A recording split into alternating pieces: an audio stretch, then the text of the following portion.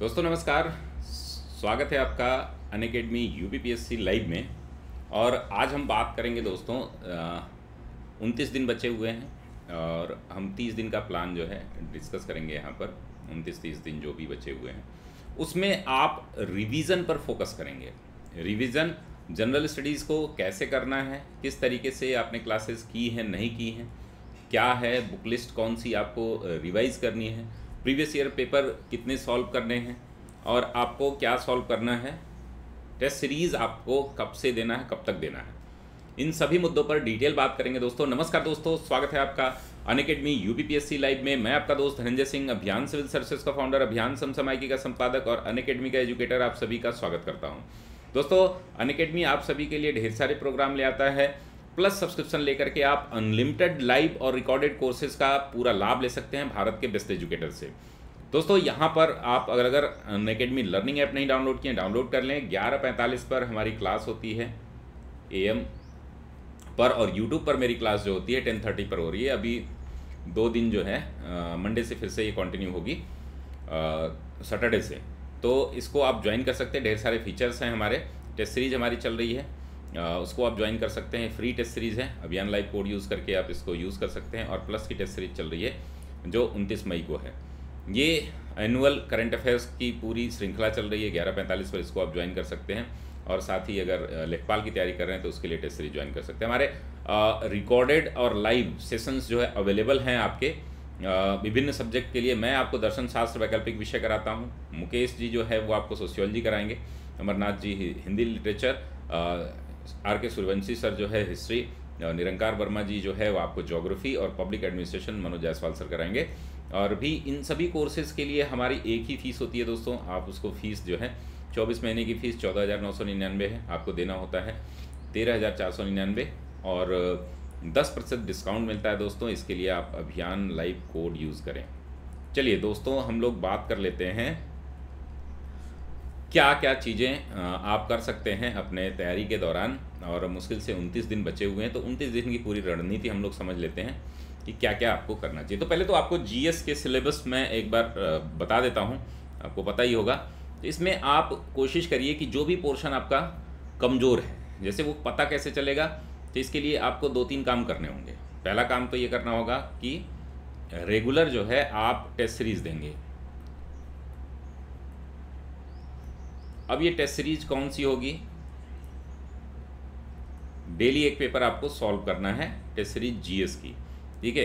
अब GS की market में जो भी हो ऑफलाइन, ये ध्यान रखना है कि ऑफलाइन आप टेस्ट सॉल्व करना शुरू कर दें। डेली एक पेपर या 50 क्वेश्चन 40 क्वेश्चन जो भी हो, आप जो है डिसाइड कर लीजिए कि किसी भी टाइम आप जो है 1 घंटे 2 घंटे बैठने की आदत डालेंगे। और संडे को जैसे कि मैं संडे को क्लास नहीं लेता हूँ तो वो टेस्ट के लिए होता है। दोनों टेस्ट फुल टेस्ट दें, फुल टेस्ट सेम टाइम पर बैठ करके, यानी कि 9 AM पर बैठ करके 11 बजे तक। ये पहला टेस्ट सीरीज़ आपको रेगुलर सॉल्व करना होगा। और टेस्ट सीरीज़ 2 तरीके की आती है, एक आती है सेक्शनल। तो आप पहले तो सेक्शनल देते जाइए और उसमें जो पोर्शन आपको कमज़ोर लगे उस पर थोड़ा सा समय दीजिए। शॉर्ट नोट्स बनाए होंगे ज़रूर, नहीं बनाए होंगे तो अब टाइम नहीं है शॉर्ट नोट्स बनाने का, तो बुक्स में अंडरलाइन करके सेक्शनल टेस्ट सीरीज होती है और दूसरा जो है आपका फुल टेस्ट सीरीज होती है। तो अभी जो है सेक्शनल टेस्ट सीरीज दीजिए डेली। मान लीजिए पॉलिटी आपने 3 दिन रखा है तो 3 दिन सेक्शनल पॉलिटी का दे दीजिए, फिर हिस्ट्री का दे दीजिए। उसमें आपको पता चल जाएगा कहाँ स्कोर कम हो रहा है। और दूसरा है कि आप प्रीवियस ईयर क्वेश्चंस जो है किसी भी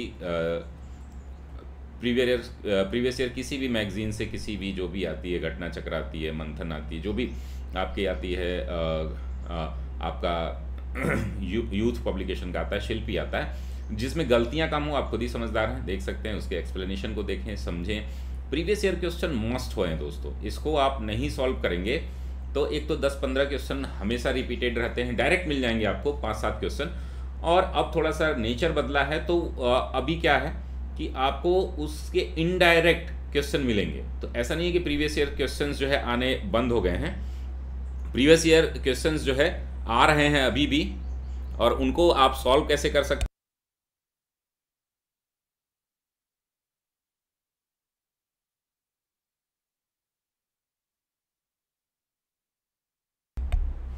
तो प्रीवियस ईयर क्वेश्चन मस्ट हैं आपके लिए, इसको ज़रूर सेक्शनल सॉल्व करिए। और तीसरा काम है जो आप शॉर्ट नोट्स जो भी बनाए हैं, जैसा कि मैं लगातार अपने जो भी स्टूडेंट हैं उनको बोलता रहता हूँ कि लास्ट 3 महीने में, लास्ट के 1 महीने में आपको क्या करना है, शॉर्ट नोट्स बार बार रिवाइज करना है। शॉर्ट नोट्स कैसे बनते हैं इस पर हमने अलग क्लास ली है, आप लोगों को बताया भी है किस तरीके से शॉर्ट नोट्स 80:20 का रेशियो होता है कि आप 100 में 20% का ही शॉर्ट नोट्स बनाएं, और सभी जो है 50 से 100 पेज में आपके सारे टॉपिक के नोट्स होने चाहिए। इनको प्रतिदिन सभी को रिवाइज करिए, यानी कि आपके 9 टॉपिक होते हैं इंक्लूडिंग करंट अफेयर्स, तो आप जो है 9 के 9 जो है इसमें आपको 2 से 3 घंटा लग जाए भले, लेकिन पूरे के पूरे शॉर्ट नोट्स एक बार देख जाइए, ठीक है। प्रतिदिन देखिए, आप 30 टाइम रिवीजन करना है आपको, आपके अपने कॉम्पिटिटर से 30 टाइम्स ज़्यादा काम करना है प्रतिदिन। रिवीजन का इतना महत्व है दोस्तों कि अगर आप सही से रिवाइज कर लेते हो अपनी जो चीज़ें पढ़ी हुई हैं, अब नई चीज़ सिर्फ करंट अफेयर्स से पढ़िए। करंट अफेयर्स में भी मैंने बोला है कि 15 मई तक के ही न्यूज़ पढ़िए, वो मैं अभी वीडियो बना करके आपको इस मई के महीने का 16 तारीख को मंडे को मैं दे दूंगा, तो उससे आपका लाभ हो जाएगा। तो ये 3 काम तो आपके लिए मस्ट हैं। इसके लिए 2 आवर्स आप जो है प्रतिदिन निकालें। प्रीवियस ईयर क्वेश्चंस, आपके शॉर्ट नोट्स रिवाइज करना, इसको 2 घंटे दे दीजिए, 2 आवर्स शॉर्ट नोट्स। और जो लोग नहीं बनाए हैं वो क्या करें, तो वो लोग जो है बुक मार्क किए होंगे या अंडरलाइन किए होंगे किताबों से, उससे पढ़िए। आप शॉर्ट नोट्स मत बनाने बैठ जाइएगा, उसमें समस्या बहुत सारी क्रिएट होती है। रेगुलर एक टेस्ट 50 क्वेश्चन का 100 क्वेश्चन का देते रहिए, एक फुल टेस्ट दीजिए। संडे को सिर्फ टेस्ट पे फोकस करिए। इम्प्लीमेंटेशन का जो पार्ट है उसको ज़रूर करिए और लिस्टिंग कर लीजिए दोस्तों। तो ये तो हो गया, आपको ये प्रतिदिन करना ही करना है। 4 घंटे आपको इसको अलग से देने हैं। फिर आप किन पोर्शन पे फोकस करोगे, तो इस पर हम लोग एक एक सब्जेक्ट के बारे में बात करते हैं। जैसे पहला आपका टॉपिक है करंट अफेयर्स। हम पहले करंट अफेयर्स से क्यों आ रहे हैं इस पर हम लोग बात करेंगे। करंट अफेयर्स जैसे जैसे आप पढ़ेंगे वैसे वैसे आपको हिस्टोरिकल हिस्ट्री में कहाँ से करना है, ज्योग्राफी में कहाँ से पढ़ना है, पॉलिटी में कहाँ से पढ़ना है, इकोनॉमी में कहाँ से पढ़ना है। अभी देखिए रेपो रेट आदि में चेंजेस हुए हैं, तो आप सारे जो है मॉनेटरी पॉलिसी पूरी पढ़ दे जाइए।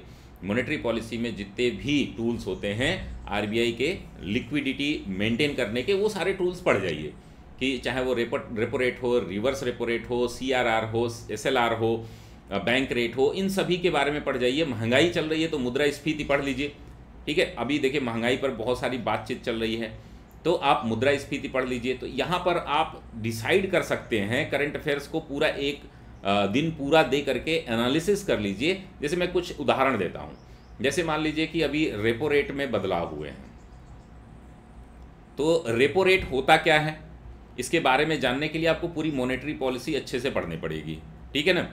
तो मॉनेटरी पॉलिसी के जितने भी आरबीआई के टूल्स हैं और जो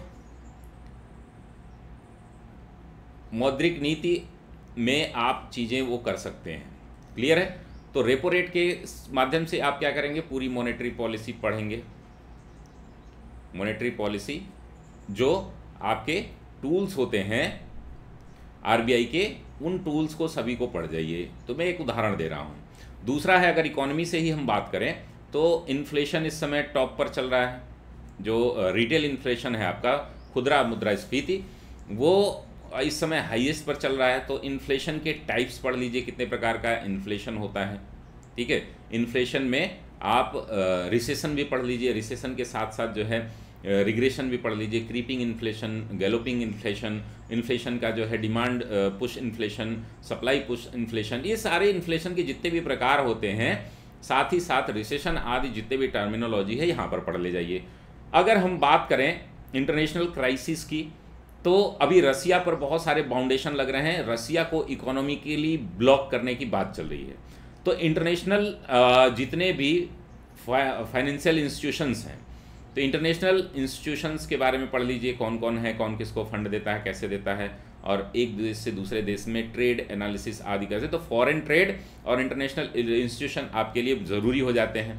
फिर हम बात करेंगे, अगर पॉलिटी के पॉइंट ऑफ व्यू से बात करें, तो अभी देखिए लोकपाल इसमें सीबीआई और ईडी के कार्यकाल में, निदेशक के कार्यकाल में वृद्धि हुई है।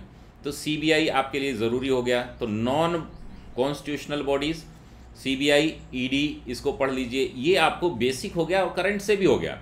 तो इनके बारे में पढ़ लीजिए, इनके क्या नियुक्तियां कौन करता है, कार्यकाल इससे पहले कितना था, अब कितना है, इनका जो है गठन पहले कब हुआ था, किस एक्ट के थ्रू जो है ये दोनों बने थे। तो ये नॉन कॉन्स्टिट्यूशनल बॉडी सारा एक साथ पढ़ लीजिए, जब भी पढ़ेंगे आप तो सारा एक साथ पढ़ लेंगे।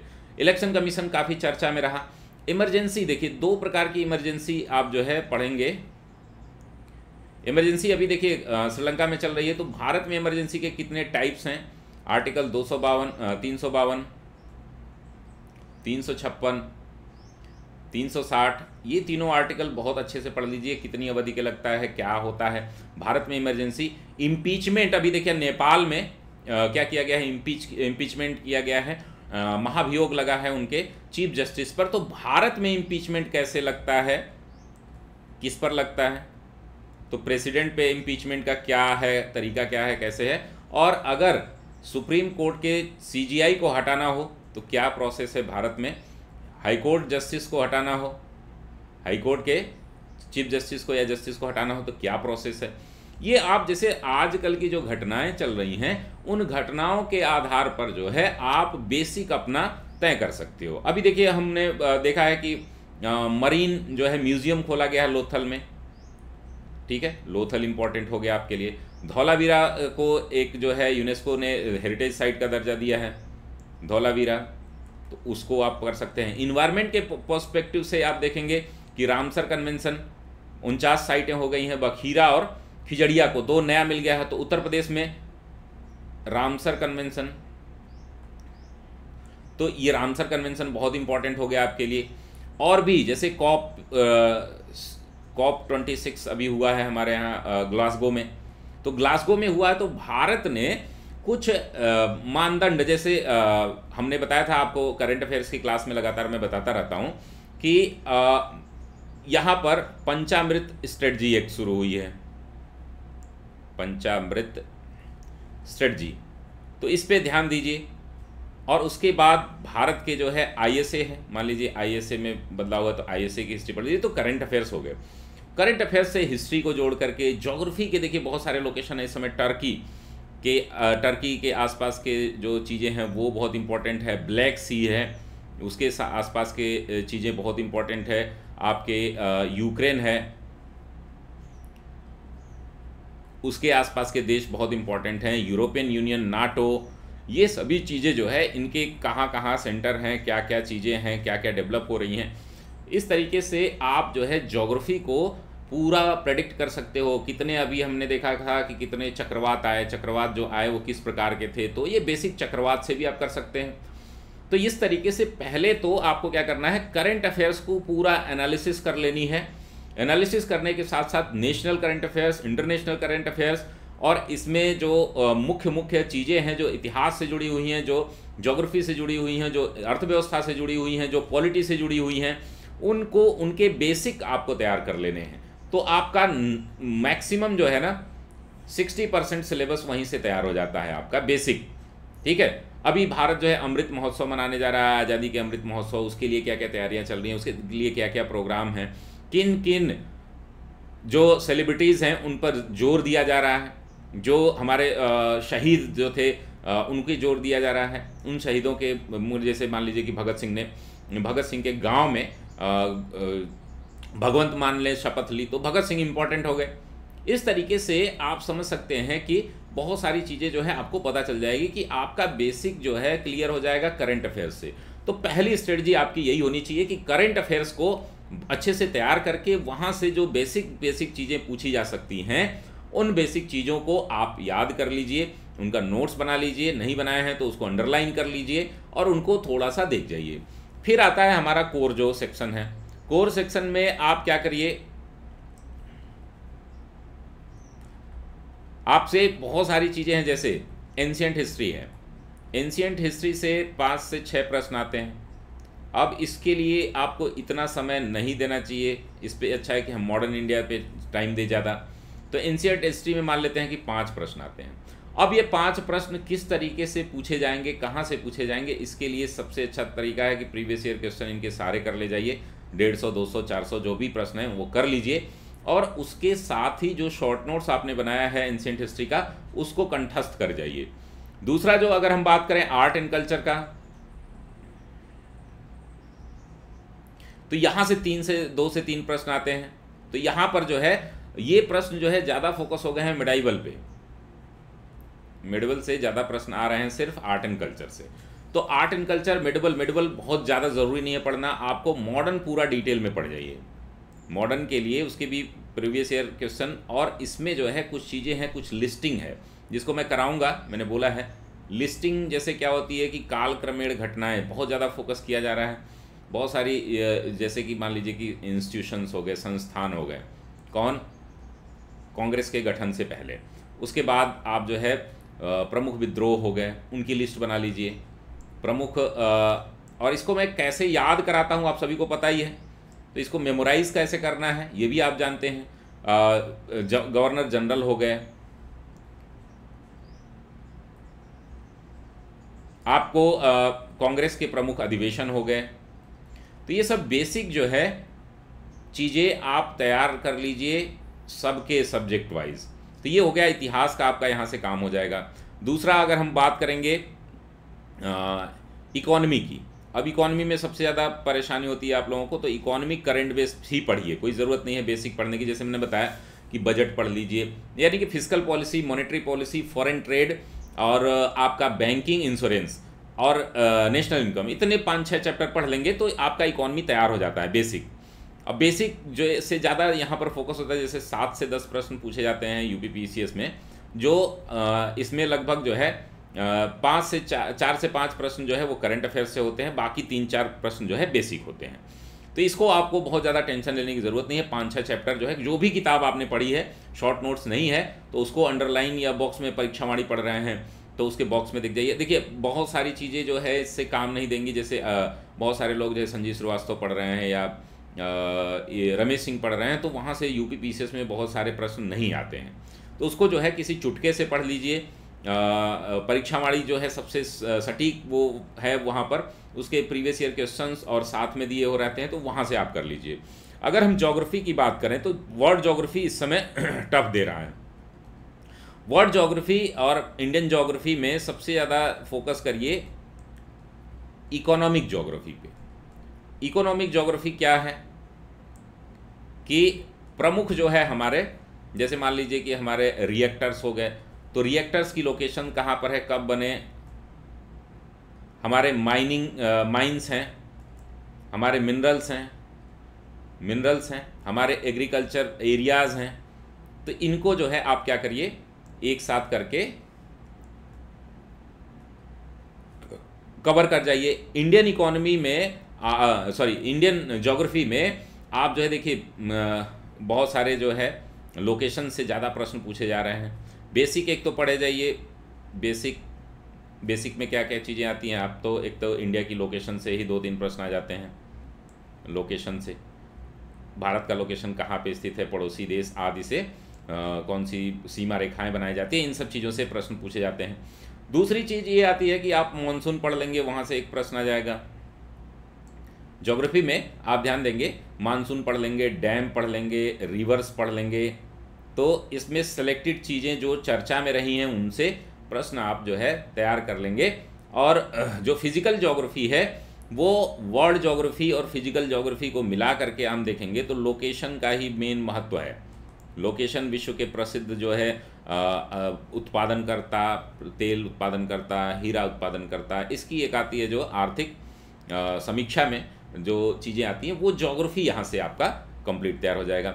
उसके बाद हम बात करते हैं, देख लीजिए हम इस समय रिवीजन की बात कर रहे हैं, सारा सिलेबस नहीं कवर करना है आपको, ठीक है। पॉलिटी की बात कर रहे हैं तो पॉलिटी में आपको 100 आर्टिकल तो याद होने चाहिए, नहीं याद होते हैं तो मेरी क्लास करिए। 100% हम लोग याद कर लेते हैं, तो 100 आर्टिकल पहले तो याद कर लीजिए, 1 से लेकर के 151 तक, ठीक है। 1 से 151 तक आर्टिकल जो है 150 आर्टिकल होते हैं, लेकिन इसमें 30-35 आर्टिकल काम के नहीं हैं अपने, जो बार बार नहीं पूछे जाते। 100 आर्टिकल मिनिमम आपको याद होने चाहिए। 1 से 151 तो मैं बोलता हूँ सभी को याद होना चाहिए। उसके बाद भी जैसे इमरजेंसी हो गया, कुछ कॉन्स्टिट्यूशनल इंस्टीट्यूशन है, नॉन इंस्टीट्यूशन, उनके बारे में पढ़ लीजिए। कुछ जो है सेंट्रल स्टेट रिलेशंस हैं उनसे कुछ आर्टिकल इंपॉर्टेंट होते हैं, उनको पढ़ लीजिए। एंग्लो इंडियन को समाप्त किया गया, वहाँ से पढ़ लीजिए। तो पॉलिटी में आर्टिकल्स सबसे ज़्यादा इंपॉर्टेंट हैं। उसके बाद जो देखिए, एक तो अनुसूची होती है, शेड्यूल कंप्लीट हम याद करा देते हैं, शेड्यूल याद कर लीजिए, पार्ट्स याद कर लीजिए, ठीक है। प्रीएम्बल के जो है टर्मिनोलॉजी याद कर लीजिए।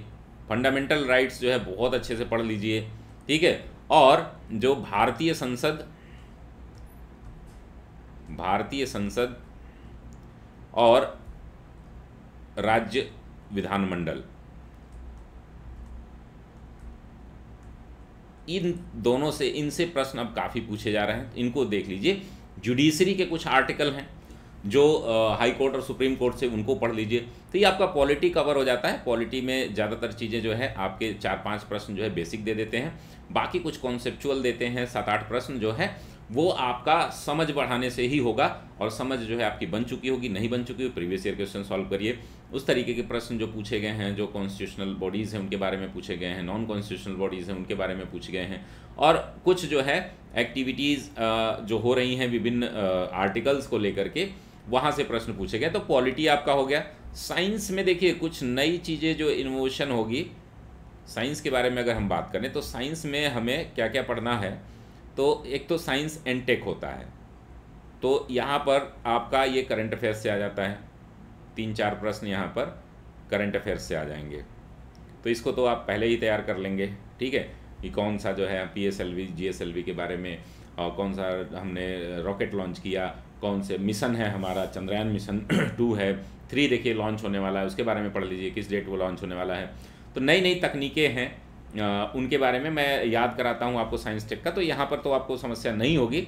बेसिक साइंस जो है वो ज़रूरी है, वहाँ से आपके 20 क्वेश्चन कम से कम पूछे जाते हैं, 15 से 20 क्वेश्चन, जिसमें बायोलॉजी से 10 क्वेश्चन पूछे जाते हैं। बायोलॉजी, अब बायोलॉजी का शॉर्ट नोट्स नहीं बनाया है तो बना लीजिए, मैंने शॉर्ट नोट्स शेयर किया, अभी मैं कल शेयर कर देता हूँ। ये शॉर्ट नोट्स से पढ़ जाइए, और ये शॉर्ट नोट्स जो है आपको क्या करना है, प्रीवियस ईयर के ही मदद से बनाना है, ठीक है। उसके बाद फिजिक्स जो है, फिजिक्स और केमिस्ट्री, ये आप अगर नहीं पढ़ पाए हैं या आपने NCERT नहीं पढ़ी है 9th-10th की, तो आप जो है प्रीवियस ईयर क्वेश्चन से भी काम चला सकते हैं, और इसका शॉर्ट नोट्स अगर बना होगा तो बेस्ट है। ये पोर्शन बहुत इंपॉर्टेंट होता है, क्योंकि यहाँ से 20 से 25 प्रश्न आते हैं। अगर साइंस टेक को भी हम जोड़ दें तो 20 से 25 प्रश्न आते हैं, इसको ज़रूर आप ध्यान में रखें, ये आपके लिए बहुत ही ज़्यादा महत्वपूर्ण है, ठीक है। अब ध्यान क्या रखना है कि आपका अगला टॉपिक जो बचता है वो है आपका एनवायरनमेंट, जो इम्पोर्टेंट है। इन्वायरमेंट के लिए आप जो है देखिए, कोई भी बुक एक पढ़े हैं तो उस बुक को अंडरलाइन किए होंगे तो उसको रिवाइज कर लीजिए। अब देखिए, इसमें जो है रामसर कन्वेंशन हो गया, इसमें जो है आपका यूनेस्को की वर्ल्ड हेरिटेज लिस्ट हो गई, इसमें जो है आपका IUCN की कुछ रेड लिस्ट में प्रजातियां हैं उनके बारे में, टाइगर रिजर्व है, एलिफेंट रिजर्व है, और वाइल्ड लाइफ सेंचुरीज़ हैं उनके बारे में। कुछ जो है एक्ट हैं, जैसे कि बायोडाइवर्सिटी एक्ट है, वाइल्ड लाइफ सेंचुरी एक्ट है, फॉरेस्ट एक्ट है, इस तरीके के एक्ट जो है उनकी एक सीरीज़ है, श्रृंखला बना लीजिए। जो कन्वेंशन हुए हैं विभिन्न, आप देखेंगे रामसर कन्वेंशन के अलावा भी आप देखेंगे कि कन्वेंशन जो है आपके हुए हैं, जैसे हम मान लेते हैं कि रियो डी जेनेरियो अर्थ समिट हो गई, फिर उसके बाद क्योटो प्रोटोकॉल है, उसके बाद जो है वियना है, बहुत सारे हैं, डरबन है। तो ये सारे जो है इनकी एक लिस्ट, कन्वेंशन की लिस्ट बना लीजिए, जहाँ से प्रश्न सीधे आपके फंस जाएंगे। और कन्वेंशन के साथ साथ जो है इन्वायरमेंटल, जो बेसिक इन्वायरमेंट है, परिभाषाएं हैं, जैसे नीके क्या होता है, आपका इन्वायरमेंट ही क्या होता है। इन्वायरमेंट में फिर होता है कि कुछ कुछ टर्मिनोलॉजी ऐसे हैं जो आपसे की स्टोन प्रजातियां क्या होती हैं, इस तरीके की बेसिक इन्वायरमेंट से आपके 4 से 5 प्रश्न आते हैं, ठीक है। हमारा पिरामिड बनता है तो ऊर्जा का पिरामिड कैसे बनता है, हमारा जो है फूड चेन का पिरामिड कैसे बनता है, उसमें ग्रास लैंड का अलग होता है। ये सारी जो बेसिक जानकारियां हैं, यहाँ से 4-5 प्रश्न आपके आएंगे। फिर करंट अफेयर्स आप जोड़ लेंगे तो यहाँ से भी 10 प्रश्न से ज़्यादा प्रश्न आ रहे हैं। तो इसको भी आप चाहें तो अभी भी रिवाइज कर सकते हैं, 4-5 दिन में आप पूरा कंप्लीट कर सकते हैं। तो ये आपका साइंस हो गया, इन्वायरमेंट हो गया, पॉलिटी हो गया, हिस्ट्री हो गया, ज्योग्राफी हो गया, इकोनॉमी हो गया, साइंस टेक हो गया और करंट अफेयर्स हो गया। तो मेरे ख्याल से सभी चीज़ें कवर हो गई हैं। यूपी स्पेशल और सेंसस, दो चीज़ें आपकी बचती हैं, और कोई कोर टॉपिक तो नहीं बता। यूपी स्पेशल और सेंसस, एग्रीकल्चर अलग से बहुत पढ़ने की ज़रूरत नहीं, अगर मन करेगा तो 1-2 प्रश्न आते हैं उसमें। सेंसस से देखिए कभी कभी 3 प्रश्न मिनिमम पूछे गए हैं, तो कभी कभी जो है 7 प्रश्न भी पूछे गए हैं। तो सेंसस से इस बार जो है नेशनल फैमिली हेल्थ सर्वे जो है ये आया है 5वां। तो यहाँ इसमें जो है काफ़ी बदलाव हुए हैं, आप देख रहे हैं डेमोग्राफी में बदलाव हुए हैं, TFR में बदलाव हुए हैं, वेमेन जो है सेक्स रेशियो जो हमारा वो बढ़ा है, बहुत सारी चीज़ें हैं जो बढ़ी हैं और अच्छी हुई हैं। तो इसमें सेंसस इस बार के लिए ज़रूरी है। नेशनल फैमिली हेल्थ सर्वे भी आप देख लेंगे। यूपी स्पेशल मैंने कराया है पूरा डिटेल में, जो लोग पढ़े होंगे ठीक है, नहीं पढ़े होंगे तो अभी भी पढ़ सकते हैं। ये 3 से 4 दिन में पढ़ा जा सकता है। टोटल 12 चैप्टर होते हैं, 11 से 12 चैप्टर हैं। 12 चैप्टर्स को जैसे आर्थिकी क्या हो गया, इसका इतिहास क्या हो गया, ज्योग्राफी क्या होगा, इसके आर्ट एंड कल्चर क्या है, और भी सारे 12 टॉपिक बनते हैं। इन 12 टॉपिक को आप सबसे अच्छा होता है कि प्रीवियस ईयर क्वेश्चन से आप इसको सॉल्व कर ले जाएं। तो ये कंप्लीट स्ट्रेटजी होगी आपकी history, geography, polity, economy, science tech या बेसिक साइंस इसको बोल सकते हैं, एनवायरनमेंट, ये आपके 6 टॉपिक जो है। उसके बाद current affairs, UP special, census, total 9 topics हैं दोस्तों। इन 9 टॉपिक्स को आप पर डे रिवाइज करें तो बहुत ही अच्छा है। और जैसा मैंने बताया पेपर सॉल्व कैसे करना है तो वो ज़रूरी है सभी के। मेरे ख्याल से आपको ये एनालिसिस समझ में आई होगी। और अभी क्या ध्यान देना है दोस्तों कि एक लास्ट मैं स्ट्रेटजी शेयर कर दूं आपसे कि आपको पेपर्स जो भी सॉल्व करेंगे वो पेपर जो है उसमें अपनी कमियां लिखिए, ठीक है। पर डे जो पेपर आप सॉल्व कर रहे हैं वहाँ से अपनी कमियां लिखिए। जो गलतियां आप यहाँ कर रहे हैं वो गलतियां एग्ज़ाम में नहीं करेंगे। कितना क्वेश्चन करना है, अब देखिए इसके लिए मैं अलग एक वीडियो बनाऊंगा कितना क्वेश्चन अटेम्प्ट करना है। अभी तो सारे प्रश्न जो है आप अटेम्प्ट करिए 50+ अगर किसी भी टेस्ट सीरीज में। टेस्ट सीरीज का नाम मैं नहीं बताऊंगा क्योंकि कोई भी ऑफलाइन टेस्ट सीरीज लीजिए जो यूपी पीसीएस के लिए हो। ये नहीं कि IAS वाली टेस्ट सीरीज लेकर के यूपी पीसीएस सॉल्व कर रहे हैं। यूपी पीसीएस का थोड़ा सा पैटर्न जो है अलग है, ठीक है। तो अगर 50+ क्वेश्चंस आ रहे हैं आपके तो समझ लीजिए आपकी तैयारी ठीक चल रही है। अब इसको बढ़ाते रहिए दिन प्रतिदिन जो है इसको डेली हमें 2-3 प्रश्न बढ़ाना है कि एग्ज़ाम तक आते आते हम जो है 90+ जो है सही कर लें, नेगेटिव निकाल के। प्रश्नों की बात मैं कर रहा हूँ तो आपका सिलेक्शन जो है निश्चित हो जाएगा। तो दोस्तों ये रही पूरी जानकारी। आशा करता हूँ आप सभी को ये क्लास अच्छी लगी होगी। अगर हमारी क्लास अच्छी लगे तो आप जो है नीचे कमेंट बॉक्स में कमेंट ज़रूर करें। बहुत बहुत धन्यवाद। जो भी आप चीज़ें छूटी हुई हैं, हो सकता है कि मैं कुछ भूल गया हूँ कोई पार्ट न कवर किया हूँ, तो आप नीचे जो है कमेंट बॉक्स में आप कमेंट कर देंगे। और ये रही कंप्लीट जानकारी दोस्तों। मिलते हैं हम लोग अगली क्लास में, तब तक के लिए धन्यवाद। स्वस्थ रहिए, मस्त रहिए, व्यस्त रहिए।